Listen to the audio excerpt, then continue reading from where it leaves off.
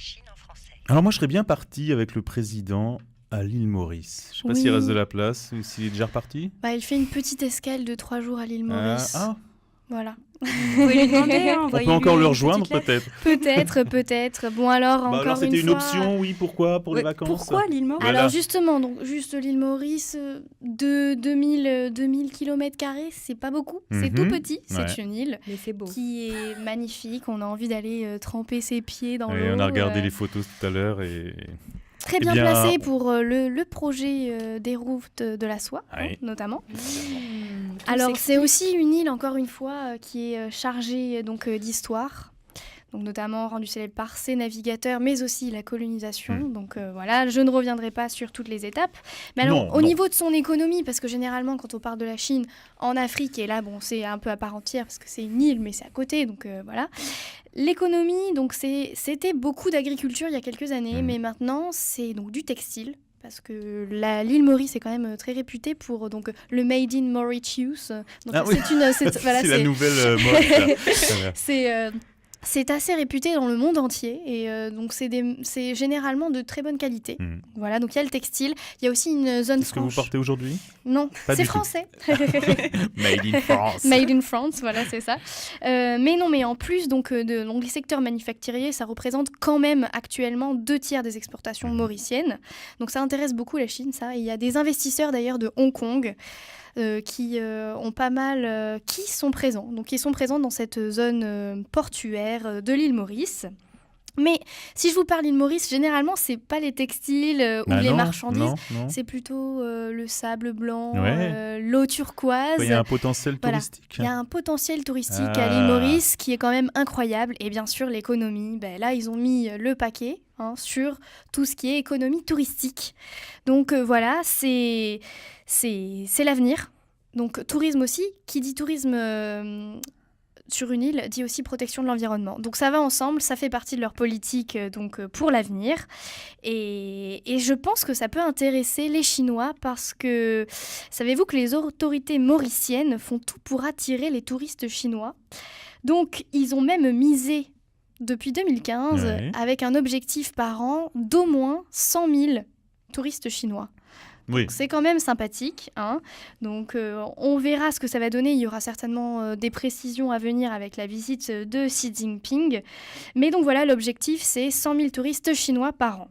Donc, par ailleurs, donc, la Chine a investi plus de 220 millions d'euros dans l'île Maurice. Quand même. Donc, un montant qui devrait normalement augmenter avec les années à venir. Et puis surtout avec la coopération entre l'île et la Chine qui est de plus en plus importante, notamment donc, avec le projet des nouvelles routes de la soie, parce que ça se situe donc, dans l'océan Indien et c'est un emplacement stratégique. Donc, comme je vous le disais, une petite escale d'amitié de 3 jours après le sommet des BRICS. Et donc, c'est une délégation de 300 hommes d'affaires qui est attendue donc, vendredi prochain sur l'île Maurice.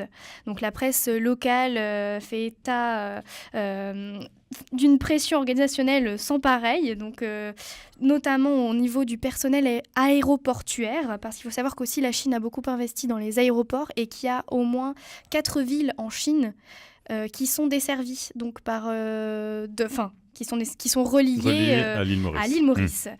Donc voilà, notamment le tourisme, on le voit encore une fois, c'est quand même central dans la politique des deux parties. Mais c'est quand même un micro-marché pour la Chine. Et pour l'île Maurice, en revanche, c'est le principal, c'est le principal partenaire de développement. Donc voilà, on attend les photos. Le retour de cette escale. Mais il faut savoir quand même que ce n'est pas juste une visite d'amitié parce que l'Inde aussi est présente. C'est un ami intime de l'île Maurice. Et donc la Chine a son rôle à jouer, notamment avec son projet des nouvelles routes de la soie. Donc c'est aussi une dimension géostratégique que va prendre cette visite. On va suivre ça avec attention. Voilà.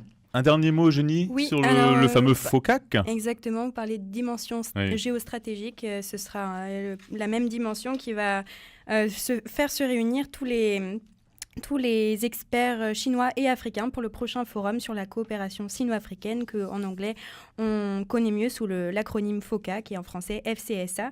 Et donc juste un mot, l'objectif cette année sera de parvenir à conjuguer l'initiative La Ceinture et la Route, le programme des Nations Unies sur le développement durable à l'horizon de 2030, mais aussi l'agenda 2063 de l'Union africaine et les stratégies de développement des divers pays africains pour élaborer de nouveaux plans de coopération et ouvrir de nouvelles perspectives de développement commun.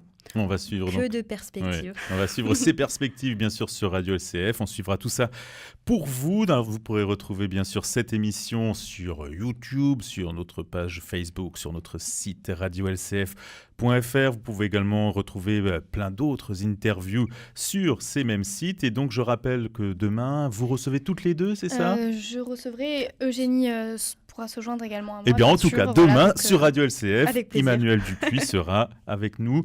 Je vous remercie, mesdames, mesdemoiselles et messieurs, pour cette rencontre, ce voyage sur les pas du président chinois. Et on se quitte comme d'habitude en musique sur Radio LCF. À bientôt.